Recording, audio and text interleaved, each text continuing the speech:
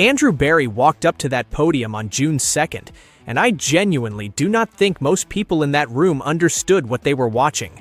There was no bombshell, no dramatic moment where a reporter pushed too hard and something slipped out. No tension you could see on the surface. Just a general manager in a suit answering questions in that measured, deliberate, professionally calibrated way that NFL executives spend their entire careers learning to perfect. And yet, by the time he stepped away from that microphone, he had told every single person paying close attention exactly where this franchise is heading. The Cleveland Browns have made their quarterback decision. They just have not said it in those exact words yet. But Berry said it today. You just had to know how to listen. Let me take you through this the right way, because the surface reading of this press conference misses everything that actually matters. When Berry was asked about Shedeur Sanders, something shifted in his delivery. Not dramatically, not in a way that would grab a casual viewer's attention. But if you have watched enough of these press conferences, if you have spent enough time studying how front office executives communicate when they are being careful and deliberate, you hear it immediately. He was not giving the politely optimistic non-answer that organizations deploy when a player's standing is genuinely uncertain. He was specific. He was detailed. He was enthusiastic in the particular controlled way that NFL executives get enthusiastic when they are discussing someone they have already internally decided is their answer. He talked about genuine improvements in decision-making. He talked about pocket management developing in the right direction.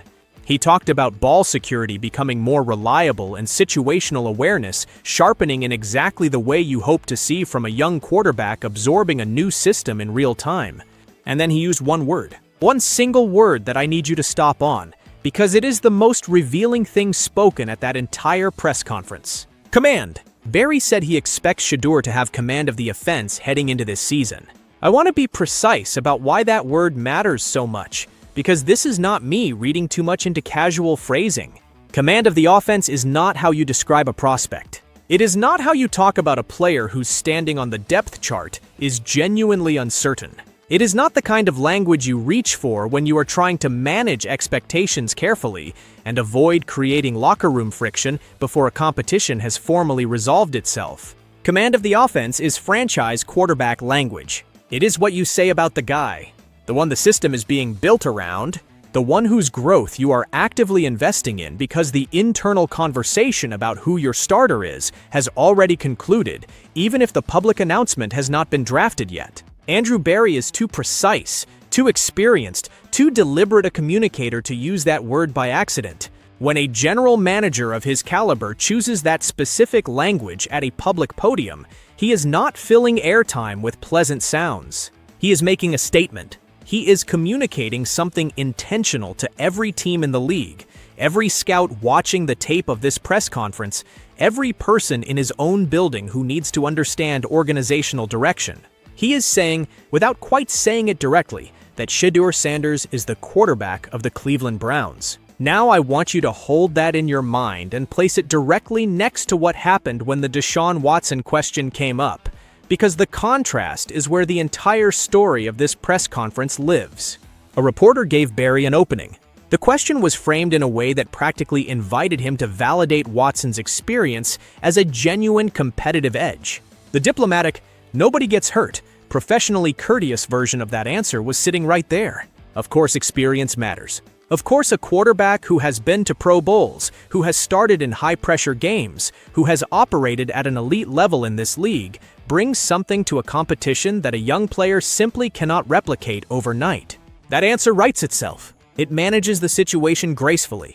It keeps Watson's professional dignity intact and closes the question without revealing anything. Berry did not take it. He declined, flatly and deliberately, to give Watson's experience the status of an actual competitive advantage. His framing was essentially this: experience is a general attribute, not a specific edge in this particular evaluation. Sit with that for a moment. Really sit with it. Deshaun Watson, the quarterback this organization paid $230 million in fully guaranteed money. The quarterback they surrendered 3 first-round draft picks to acquire. Assets that represent years of organizational capital, years of roster-building runway, burned to bring one player to Cleveland. That quarterback just had his own general manager stand at a microphone and tell the world that all of it, the Pro Bowls, the experience, the years of starting in this league at the highest level, none of it constitutes a meaningful advantage over a second-year quarterback with 7 career starts. That is not a neutral answer. That is not careful both sides management of a genuine open competition. That is a door being closed, professionally, calmly, with the kind of quiet precision that only very experienced executives can pull off, but closed. The gap between how Barry talked about Shedeur and how he talked about Watson is not something requiring advanced analytical frameworks to detect. It is enormous. One quarterback received specific, forward-looking language about command, development, growth, and the system being built around his strengths. The other received polite acknowledgement that his resume exists. Those are not equal treatments of 2 players standing on level ground in a real competition. They are the public-facing reflection of an internal decision that was finalized long before anyone walked into that press conference room. And then there was Talon Green, the third piece of this picture, and in some ways the most clarifying one precisely because of how different it sounded from everything else. 3 words: crawl, walk, run. That was Barry's framework for Green's development arc. Patient language, measured language.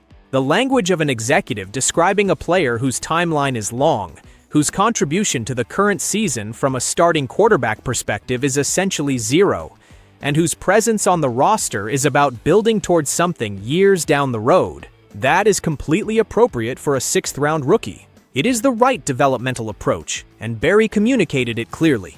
But when you place that crawl, walk, run framework directly against the command language used for Shedeur, the contrast does not require interpretation.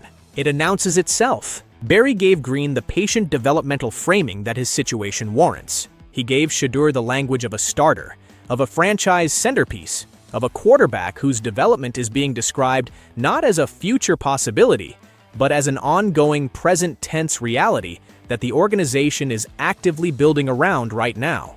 These are fundamentally different categories of conversation.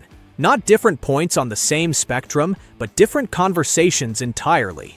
And the fact that all 3 happened in the same press conference, with those specific word choices and that specific framing, is not coincidence. It is the organizational hierarchy being communicated in real time. Here is something I want to explain clearly, because it is the context that makes everything Barry said today actually land with its full weight. NFL press conferences at the executive and coaching level are essentially professional exercises in structured information management. The men and women standing at those podiums have spent careers learning to speak at length while revealing nothing of actual substance. The public language handles the locker room. It manages relationships. It protects the professional dignity of players who deserve to be treated with respect regardless of what the internal evaluation says. You never see a general manager stand up and say, "We have decided that the veteran we paid $230 million is not our quarterback anymore, 2 weeks before mandatory minicamp," because that is organizational chaos and professional negligence. What you see instead is the architecture underneath the answers. Which player gets specific language and which gets careful neutrality? Which question gets embraced with genuine detail and which gets gracefully redirected?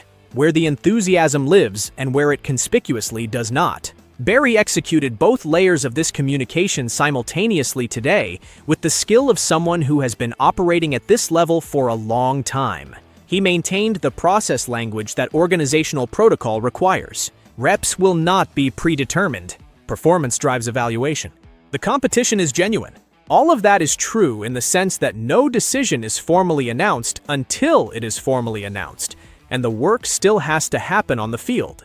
But underneath that protocol, in every deliberate word choice and every equally deliberate omission, he communicated where this organization actually is, with the precision of a man who knows exactly what he is saying and exactly who he is saying it to. The announcement is coming. The formal depth chart designation, the moment where the words get said plainly and publicly, all of that is on its way. But the decision that announcement will formalize was not made this week. It was made in the film room.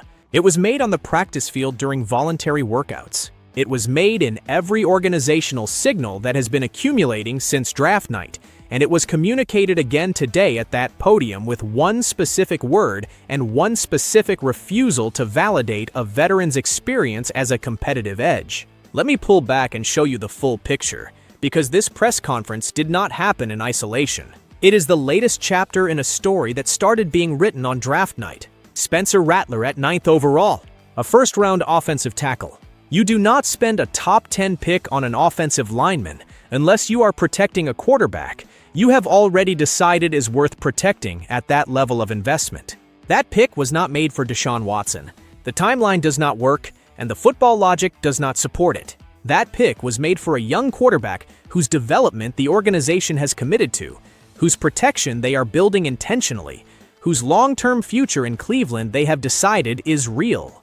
Casey Conception at 24, Denzel Boston at 39.